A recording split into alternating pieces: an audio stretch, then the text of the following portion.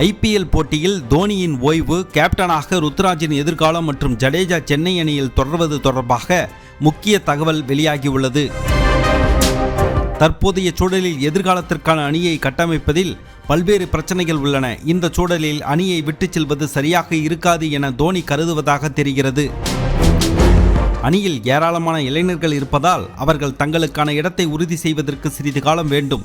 அதோடு CSK அணி கடந்த 2023ஆம் ஆண்டு வரையில் இருந்த பழைய ஃபார்முக்கு திரும்ப வேண்டும். இந்த இலக்குகளுக்கு அணியின் கீப்பராகவும் டெய்லண்ட் பேட்ஸ்மேனாகவும் வழிகாட்டும் ஒரு மூத்த வீரராகவும் தோனி அணியில் இருப்பது முக்கியத்துவம் வாய்ந்ததாக கருதப்படுகிறது. கடந்த சில ஆண்டுகளை காட்டிலும் நடப்பு ஆண்டில் தோனி உடல் ரீதியாக திறம்பட செயல்பட்டதை அவரது பேட்டிங் மற்றும் கீப்பிங் திறன்கள் வெளிப்படுத்தியுள்ளன. அதே நேரம் தோனி அடுத்த சீசனில் கேப்டனாகவும் தொடர மாட்டார் என்றும் கூறப்படுகிறது.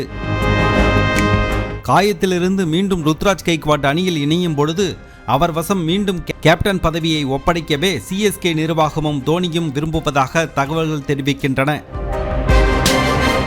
நடப்பாண்டில் வீரர்களுக்கான ஏலத்தில் தலையிடாத தோனி அடுத்த மினி ஏலத்தில் வீரர்களுக்கான தேர்வில் பங்களிப்பார் என கூறப்படுகிறது.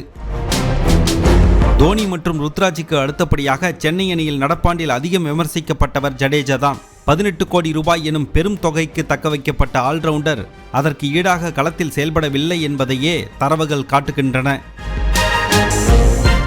இதனால் அவர் அணியிலிருந்து விடுவிக்கப்படலாம், அடுத்த மினி ஏலத்தில் அவரது பெயர் இடம்பெறலாம் என கூறப்பட்டது. ஆனால் நடப்பு சீசனின் 2வது பாதியில் பேட்டிங்கில் ரன் சேர்ப்பதோடு விக்கெட்டுகளையும் ஜடேஜா கைப்பற்ற தொடங்கியுள்ளார்.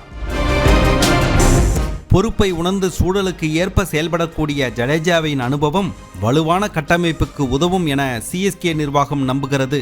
இதனால் அடுத்த ஆண்டும் சென்னை அணியில் ஜடேஜா தொடர்வார் என்பதில் எந்த சந்தேகமும் இல்லை.